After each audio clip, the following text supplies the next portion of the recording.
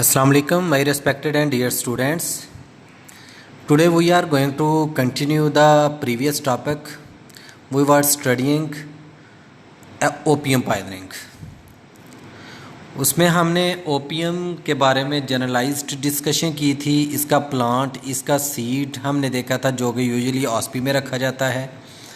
उसके बाद हमने इसकी डिफरेंट यानी कि कैटेगरीज देखी थी और उसके बाद हमने इसके डेरिवेटिव्स भी पढ़े थे और मैकेनिज्म ऑफ एक्शन भी पढ़ा था और इसके रिसेप्टर्स मेनली हमने पढ़े थे कि कौन कौन से रिसेप्टर्स होते हैं।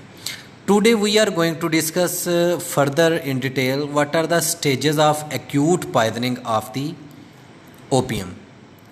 तो एक्यूट पॉइजनिंग जो है ओपियम की, ये 3 स्टेजेस में प्रेजेंट कर सकती है।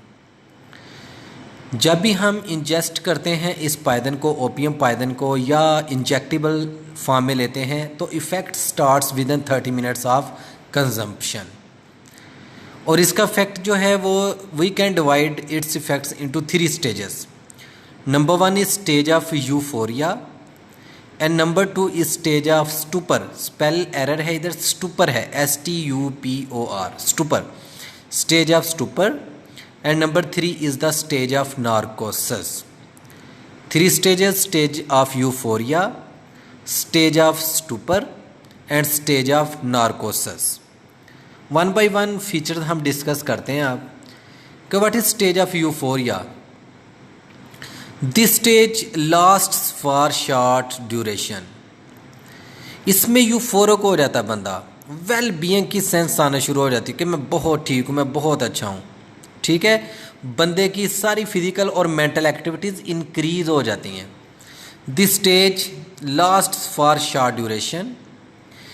इसमें होता क्या है कि increased sense of well being, increased mental activity, freedom from anxiety और हेलुसिनेशंस पर्सन फील करना शुरू हो जाता है। कि यानी कि पर्सन जो है ना, नॉर्मली अगर लो फील है तो वो बेटर फील करना शुरू कर देगा, वेल बीइंग उसे लगेगा कि मैं बहुत बेहतर हो गया हूँ, मेंटल एक्टिविटी उसकी इंक्रीज़ हो जाएगी और एंग्जाइटी उसकी रिलीव हो जाएगी। और हेलुसिनेशंस, चाहे वो विजुअल हेलुसिनेशंस हैं, ऑडिटरी हेलुसिनेशंस हैं या कुछ भी है, वो उसे आना शुरू हो जाएंगी। तो this is a stage of euphoria और स्टेज ऑफ एक्साइटमेंट। जब इससे ज़्यादा डोज ली जाती है तो फिर person goes into stage of stupor. Stupor की स्टेज में चला जाता है, जिसके करेक्टरिस्टिक फीचर्स हैं कि person will feel headache, nausea और वॉमिटिंग आती है, giddiness, drowsiness and desire to sleep. Person चाहेगा कि मैं सो जाऊं अब। Pupils, Edinger Westphal nucleus of the third cranial nerve जो है वो अफेक्ट होना शुरू हो जाता है और प्यूपल्स कंट्रैक्ट करना शुरू हो जाती हैं। Pupils are contracted, cyanosis of face and lips start हो जाती है at the end of this stage, stage of stupor. तो देखें, पहले बंदा एक्साइटेड फेज में जाता है, देन वो डिप्रेशन फेज में जाना शुरू हो जाता है इफ इफेक्ट प्रोलॉन्ग्स। तो स्टेज ऑफ स्टूपर में headache, nausea and vomiting, giddiness, drowsiness and desire to sleep, pupils contracted, pin point pupil हो जाती हैं, मायोसिस हो जाती है और cyanosis of face and lips start हो जाती है। Then comes the most lethal phase which is stage of narcosis. Person passes to deeper stage of coma. Sleep में तो पहले जाता है, उसके बाद पर्सन डीप कोमा में चला जाता है। जब डीप कोमा में जाएगा तो मसल रिलैक्स हो जाएंगे और लॉस ऑफ रिफ्लेक्सेस होना शुरू हो जाएंगी। हाइपोथर्मिया में अकर इन सम केसेस, ठीक है। अगर जब बंदा डीप कोमा में चला गया है, फ़र्ज़ करें एक बंदा बाहर किसी जंगल में या किसी ओपन एयर में बैठ के सर्दियों के मौसम में हीरोइन का या ओपियम का इंजेक्शन लगा लेता है और उसकी ओवरडोजेज होती है, पर्सन डीप कोमा में चला जाता है, तो वो सर्दी की वजह से ही पर्सन हाइपोथर्मिया में चला जाएगा, ठीक है ना। Muscular relaxation with loss of reflexes, hypothermia में occur in some cases, pin point constriction of pupil which are insensitive to light. Light भी मारेंगे तो वो उसको रिस्पॉन्ड नहीं करेंगे। ट्यूबुलर वीएन हो जाती है due to the pin point pupil, visual field shrink हो जाता है और ट्यूबुलर वीएन हो जाती है। Fall in the blood pressure, और अल्टीमेटली क्या होता है कि रेस्पिरेटरी सेंटर जो है ना मेडुला ऑब्लोंगेटा में वो डिप्रेस हो जाता है।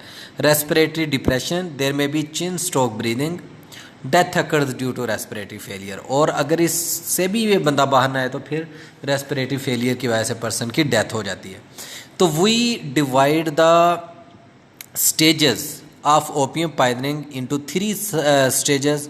Number 1 stage of euphoria, number 2 is the stage of stupor, and number 3 is the stage of narcosis और स्टेज ऑफ कोमा। एक बहुत ही इंपॉर्टेंट ऑटोप्सी फाइंडिंग होती है ओपियाइड पॉइजनिंग में। अगर बंदा मर जाता है तो जब हम उसकी ऑटोप्सी करते हैं, लंग्स को देखें तो लंग्स में पल्मोनरी एडीमा आता है, लेकिन ये होता है non cardiogenic pulmonary oedema. Cardiogenic pulmonary oedema में जो बेसिक काज होता है वो कार्डियक हार्ट होता है काज कि कंजस्टिव कार्डियक फेलियर होती है, जिस वजह से हार्ट ब्लड को पंप नहीं करता ना रिसीव करता है, और बैक प्रेशर लंग्स के ऊपर पड़ता है, जिसकी वजह से ब्लड पूल होता है लंग्स में और पल्मोनरी एडीमा हो जाता है। वो कार्डियोजेनिक पल्मोनरी एडीमा होता है।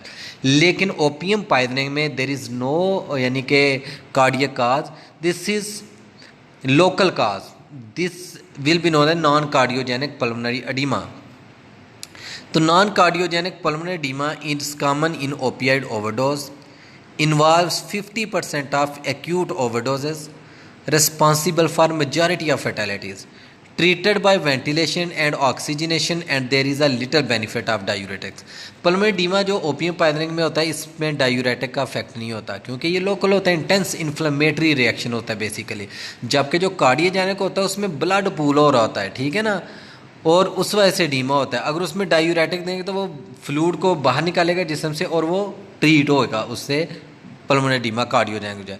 तो ओपियाइड ओवरडोजेज में अगर बंदे की डेथ होती है तो ऑटोप्सी फाइंडिंग्स में जो पल्मोनरी एडीमा मिलेगा वो नॉन कार्डियोजेनिक पल्मोनरी एडीमा होगा। Next we come to the treatment of opium poisoning. How we treat this opium poisoning? सबसे पहले आपने ABC तो मेंटेन करनी होती है, airway, breathing and circulation, ये मेंटेन आपने करनी है। Airway should be secured, gastric lavage with warm water and then with potassium permanganate, ये याद रखना है। फर्स्टली हम वार्म वाटर देते हैं, उससे फिर पोटाशियम परमैंगनेट से हम गैस्ट्रिक लवाज करते हैं, जबकि इसका स्पेसिफिक एंटीडोट है वो नैलोक्सोन है, ठीक है।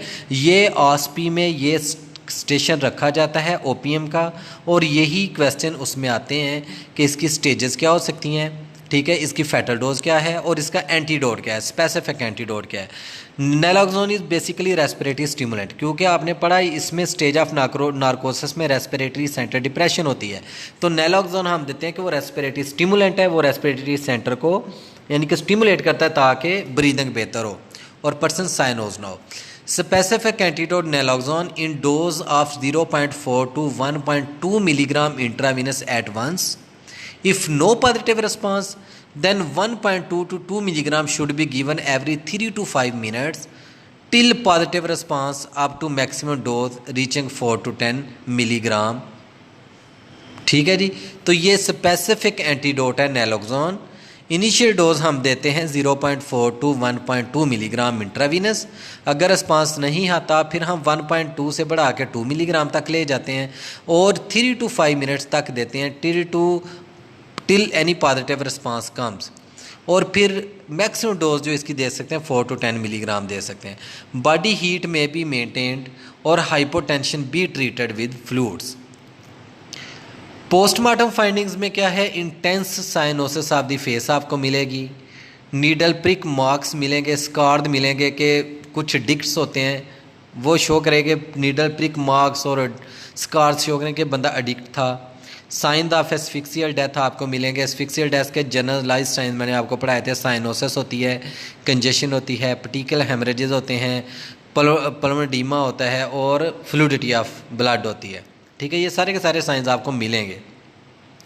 Smell of opium on opening the stomach, जो ही स्टमक को ओपन करेंगे ओपियम की स्मेल आपको आ जाएगी, रॉ फ्लैश स्मेल आपको आएगी। और अगर किसी ने लंप फॉर्म में लिया हुआ है, बोलस फॉर्म में, तो ओपियम लंप में भी प्रेजेंट इन द स्टमक। सारे ऑर्गन आपको कंजेस्टेड नज़र आएंगे और पल्मोनरी एडीमा भी आपको मिलेगा। मेडिको लीगल एस्पेक्ट्स क्या हैं? It is the commonest drug of abuse है। Also used as suicidal agent, sometimes used for killing infants. तो ये इसकी मेडिको लीगल इंपॉर्टेंस है कि सबसे कॉमन जो ड्रग ऑफ एब्यूज़ है वो ओपियम ही है, मॉर्फिन ही है, ठीक है। सुइसिडल एजेंट के तौर पे भी खाते हैं और बच्चों को मारने के लिए, इन्फेंट किलिंग पे, इन्फेंटिसाइड करने के लिए भी समटाइम ये यूज़ करते हैं। दीज आर द पिक्चर्स के इंजेक्शन ऑफ हीरोइन बार बार लगा रहा है, जहाँ स्कार मार्क्स भी बने हुए हैं। लोकली पर्सन को वेस्कुलाइटिस भी हो जाती है, फिलीबाइटिस भी हो जाती है, लोकल स्कारिंग भी होती है। ये इंजेक्शन मार्क्स हैं मल्टीपल, एक ही वेन के अंदर अंदर बार बार लगाते रहते हैं। ये इंजेक्शन मार्क्स हैं सारे, उन वजह से स्वेलिंग और एडिमा वगैरह आपको नज़र आ रहा है, ठीक है। और ये इंजेक्शन स्कार हैं, मल्टीपल इंजेक्शन स्कार हैं ऐसे पर्सन पे। अब जो आस्पी क्वेश्चन इससे रिलेटेड पूछा जाता है ना, सबसे पहले पॉपी फ्रूट रखा होता है हमने, तो कहते हैं आइडेंटिफाई द पॉइजन, ठीक है।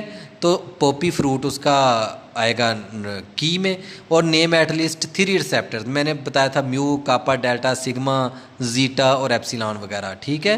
और उसके बाद इसकी हम मेडिको लीगल सिग्निफिकेंस भी पूछ सकते हैं, इसका स्पेसिफिक एंटीडोट भी पूछ सकते हैं। तो specific antidote of opium is naloxone. तो आज ओपियम ये कंप्लीट हो गया, इसे आप डिटेल से पढ़ेंगे। This is the most important poison to examination, ठीक है, as well as in the OSPE, as well as in the viva. Stages बहुत ज़्यादा पूछी जाती हैं इसकी, इसका एंटीडोट बहुत ज़्यादा पूछा जाता है, इसका पॉपी प्लांट और फ्रूट रखा जाता है, ठीक है ना, ऑस्पी में भी, ठीक है। ये सारी चीज़ें आपने याद करनी है, रिसेप्टर्स इसके पूछे जाते हैं। तो today we have finished with a very much important topic which is included in somniferous poisons and named as opium, ठीक है जी। थैंक यू, अल्लाह हाफिज़, जज़ाकल्लाह।